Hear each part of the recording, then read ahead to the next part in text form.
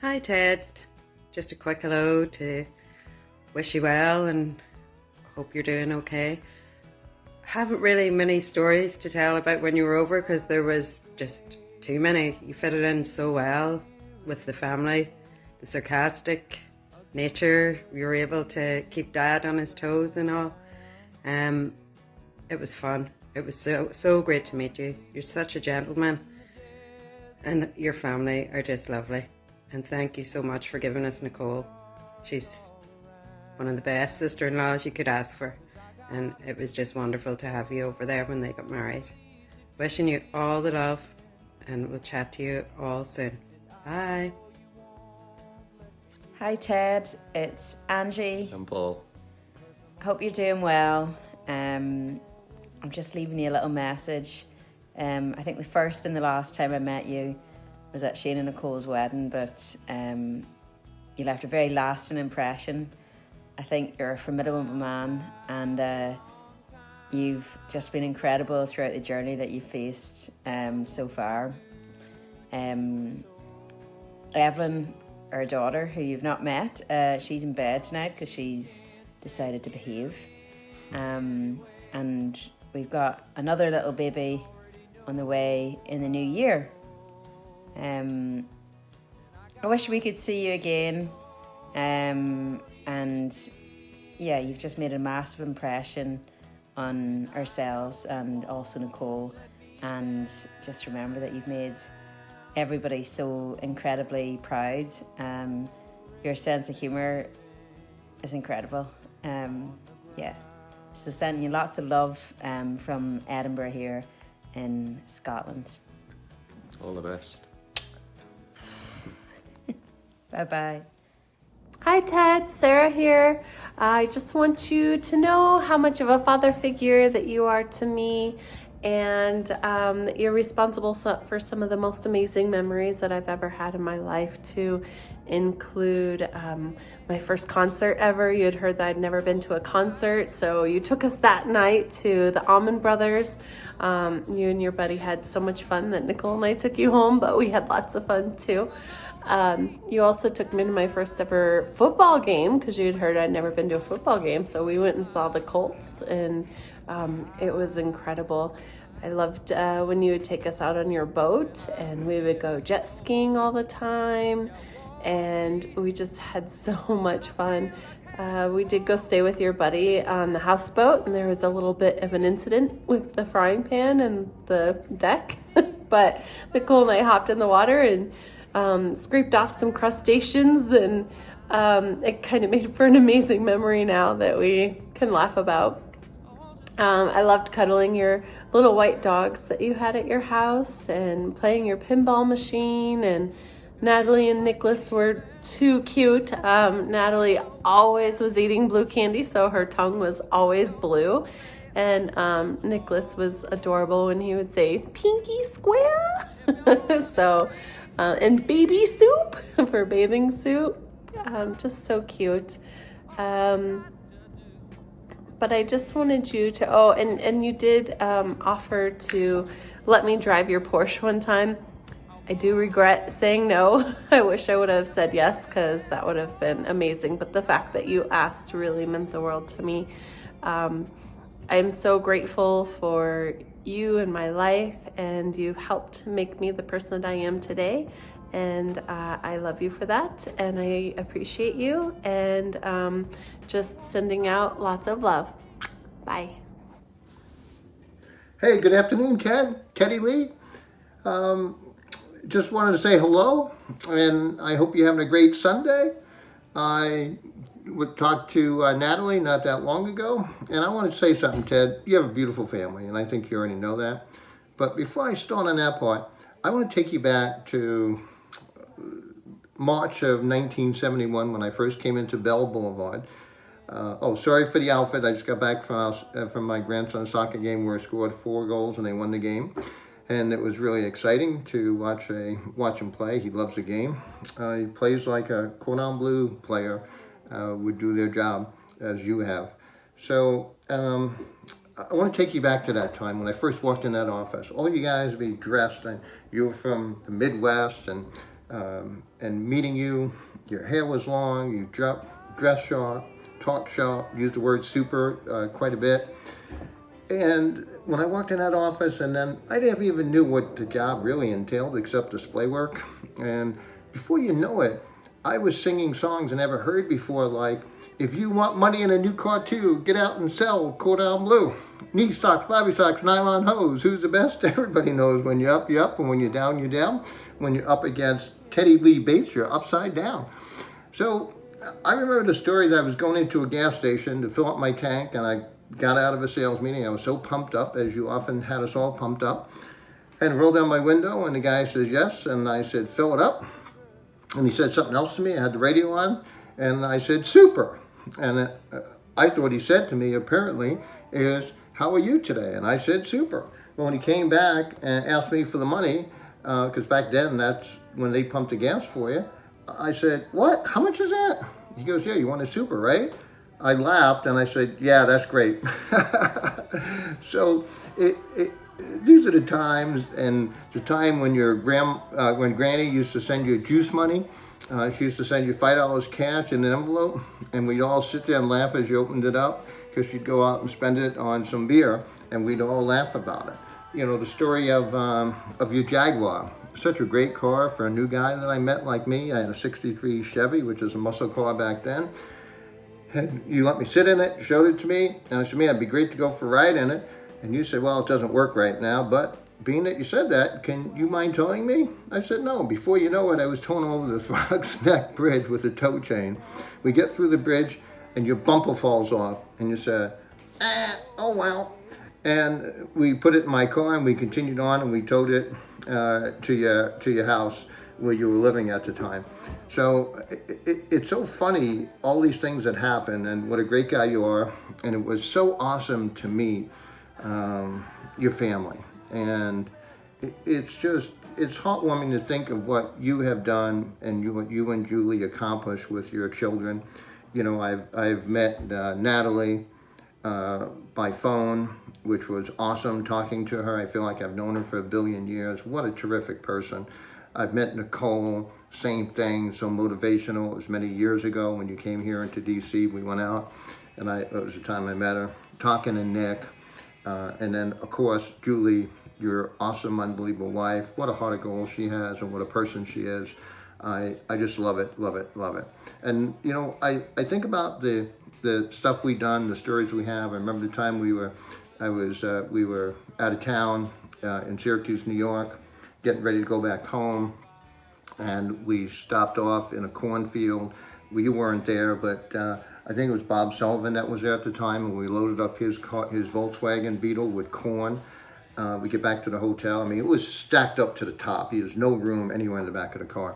And we get back there, and you're in the room. We said, Ted, come on out here and take a look at this. And you came out, and we said, look, we got all this corn. We can take this back home. And you looked at it, peeled a piece, and said,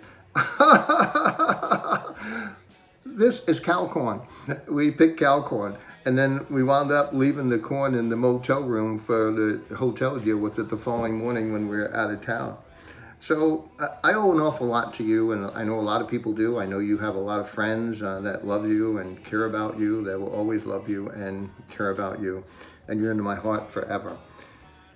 And it's just been a great ride. It's been a great journey of everything that we've done. And, you know, I think of my name from watching the video that Natalie sent out of Nicole's wedding. And you always talking about how you found out your name, how you were named, thinking it was somebody other than what you thought it was, and it was a bulldog, Teddy Lee. And, you know, someday I know you're going to have a grandson by the name of Teddy Lee. But in the meantime, I want you to know this. Thomas, Paul, Teddy Lee, us. That's me. Every time I sign a check or sign a document, I'm going to think about Teddy Lee. And I mean that sincerely, because you mean so much to me, and you're such a motivation, even in times of sickness as you've been. You've set the bar, and it's very, very high. And so I told Natalie, you know, when we talked to her and stuff, she goes, oh, wow, you go fishing? And I said, yeah. She goes, I want to go fishing with you sometime. So I give you my word, someday Natalie and I will hook up to go fishing. I just loved it. I just loved it. Hopefully I can do things, connect with Nick and connect with Nicole and continue connecting with Julie. And I just want you to know I will be there and I will always be there for your family. And so you're in my blood. And I live the greatest journey with you and the stuff that we've done. We've lived more than one lifetime. We've lived 3 or 4 lifetimes in one lifetime. So God bless. Have a great day. And hey, one more story. Remember when we were in Kew Gardens, there was some airline stewardesses that we met that invited us over. And then all of a sudden, we didn't know who this guy was that came over. We thought he was intruding. Well, it was Harry Chapin that sang, Taxi, a very big hit song. And he asked us all if we wanted to go into the village, that he was going to get a cab, or a limo, and he'd pay for it to go see his brother Tom Chapin. And it's so incredible. And I was driving on the road one day before I knew how popular he was, and it was Harry Chapin singing the song, Taxi. And, God, the times we spent in Richmond, Northeast, South, and West, there's just so many times when we went to see Chicago at the Playboy Club, Sly and the Family Stones, working the state fairs. What a lifetime. I wouldn't change anything in the world for anything. Love you all. And have a great day, and I know you're going to do the very best you can possibly do. You set the bar very high, and hopefully we can all follow that. So take care, Ted. Bye.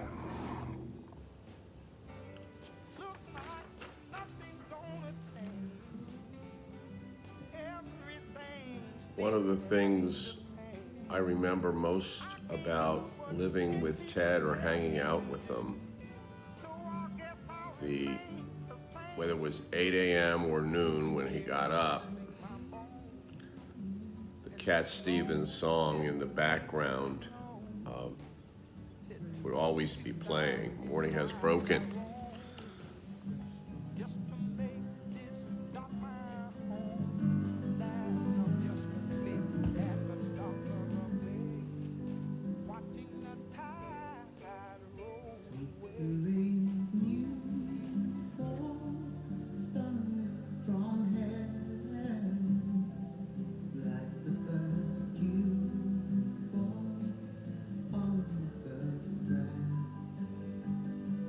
I'm going to leave that play in the background.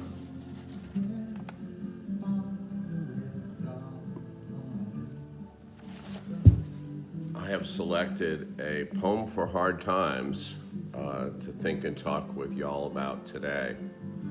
Rudyard Kipling's If you can keep your head when all about you are losing theirs and blaming it on you. If you can trust yourself when all men doubt you, but make allowances for their doubting too.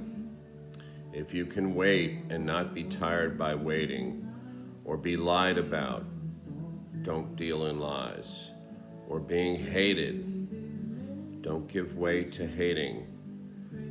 And yet don't look too good nor talk too wise. If you can dream and not make dreams your master, if you can think and not make thoughts your aim, if you can meet triumph and disaster and treat those two impostors just the same, if you can bear to hear the truth you've spoken twisted by knaves to make a trap for fools, or watch the things you gave your life to broken, and stoop and build them up with worn out tools.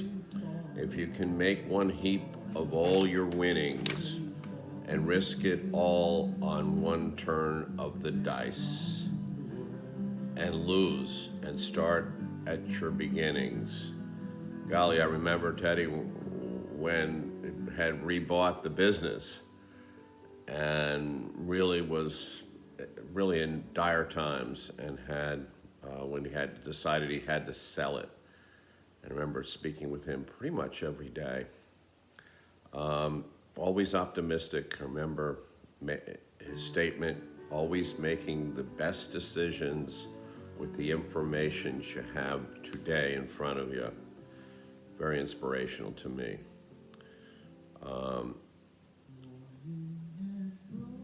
If you can force your heart and nerve and sinew to serve your turn long after they are gone, and so hold on when there is nothing in you except the will which says to them, hold on. If you can talk with crowds and keep your virtue, or walk with kings, nor lose the common touch. If neither foes nor loving friends can hurt you, if all men count with you, but none too much, if you can fill the unforgiving minute with 60 seconds worth of distance run, yours is the earth and everything that's in it.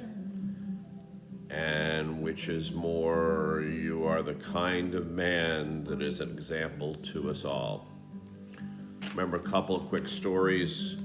Religiously, we were poor as church mice, and we would receive $6 or $7 from Granny, orange juice money, and we would trot down to the store, buy some vodka and orange juice, and probably finish that right away. Some days that was all the money we had. Another really funny story, Ted and I were on an out-of-town selling trip in Albany, New York, and somehow we had lost our money. I had made a phone call, had my wallet, left it in there. So we had $6 between us, and we invested that. Those who know us and know Ted well, we invested that in beer.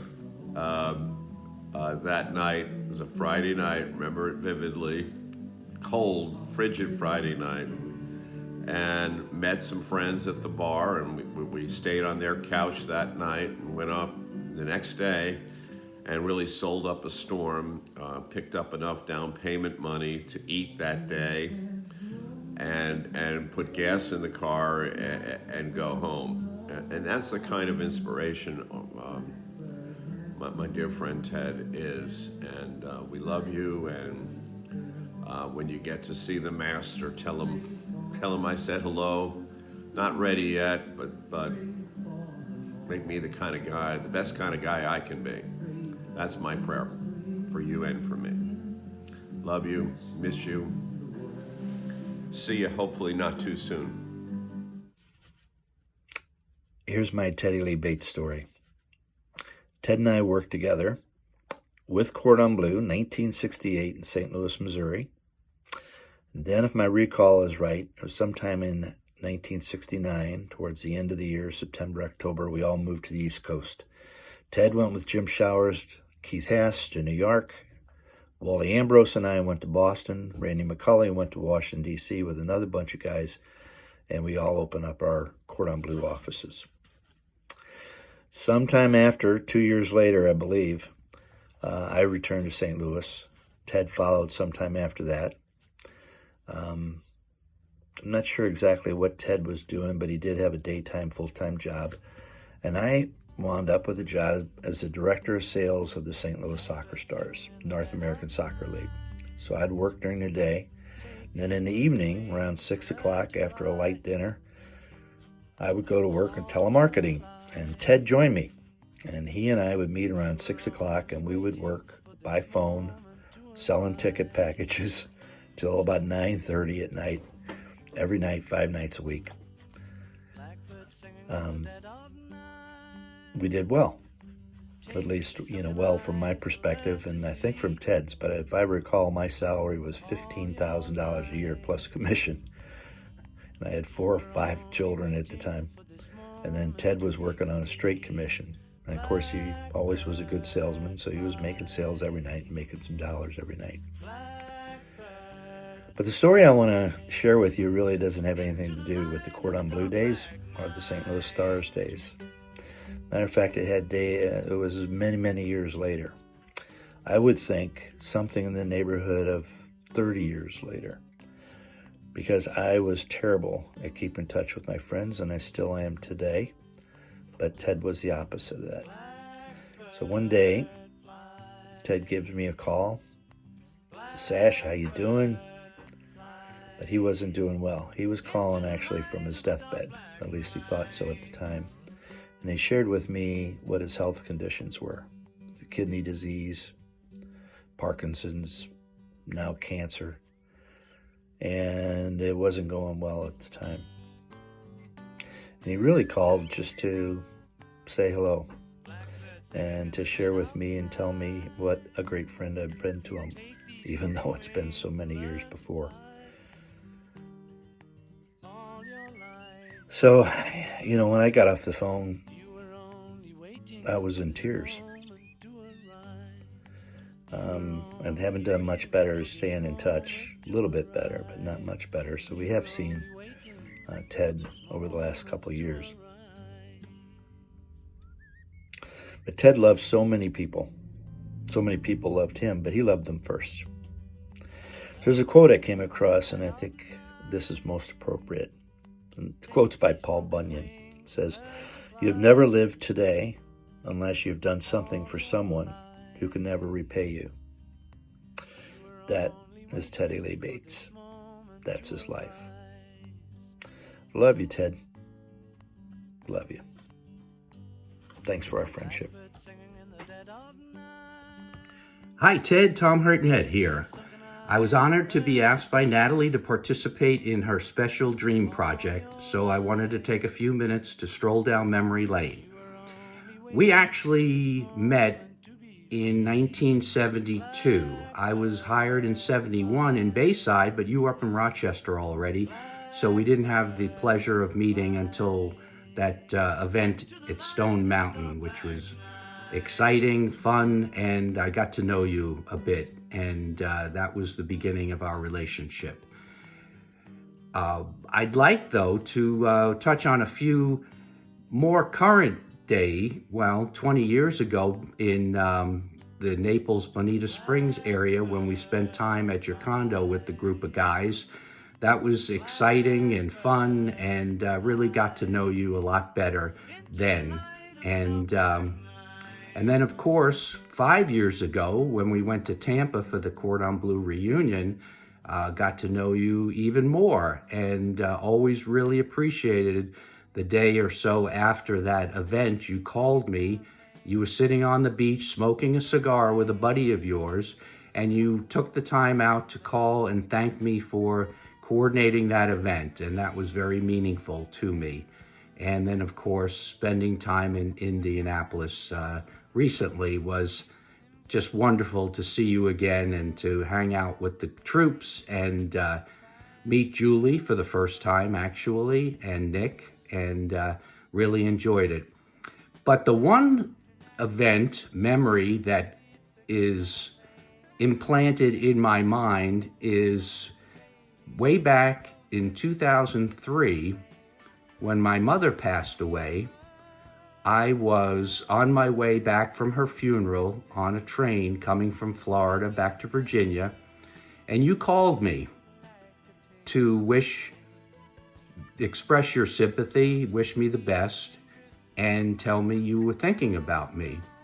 And I can't tell you how important that was to me then and still now.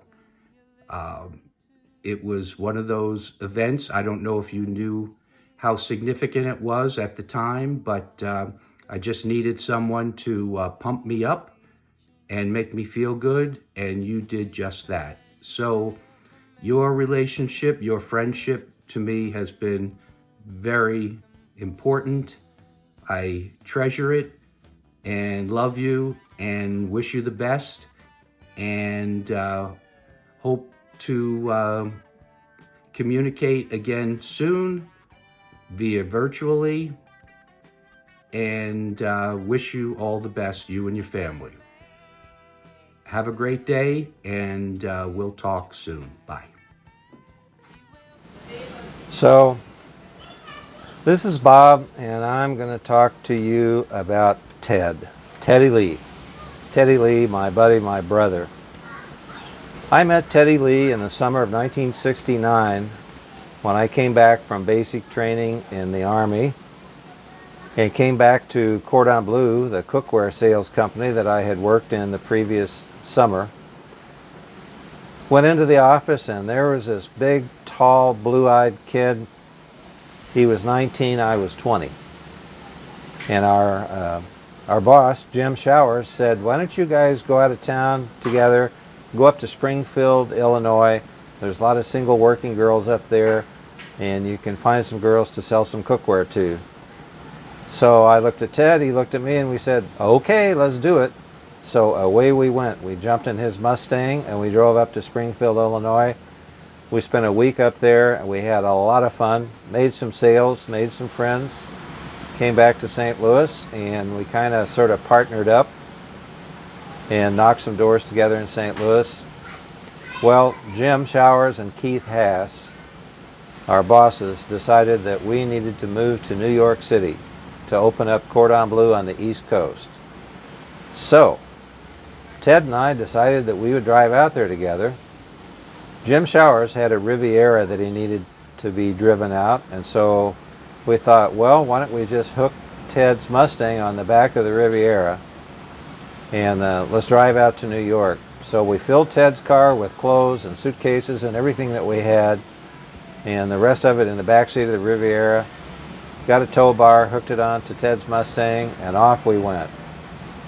Well, we finally got into Pennsylvania, and it was night, and suddenly we were running out of gas. So Ted goes, well, hey, I know what we can do. Let's just push this car with the Mustang. So we are on the side of the Pennsylvania Turnpike, so we hauled a bunch of the clothes out of the Mustang so there's enough room for Ted to sit in there. And so we tried to start the Riviera. We got it started. Ted got in the Mustang. He started pushing it at night. Then the thing completely ran out of gas and the motor died. Well, when the motor died, there was no headlights, and also power steering became extremely difficult. And here we go down the turnpike at night. Ted's pushing me in his Mustang. I can't see where I'm going, and couldn't barely steer it. And we finally got to an exit, pulled into a gas station, and anyway, we got Jim's car filled up with gas. Ted and I had a good laugh, and off we went. So I'll tell you the story of arrival in New York in the next section. Okay, the next day we arrived in New York City.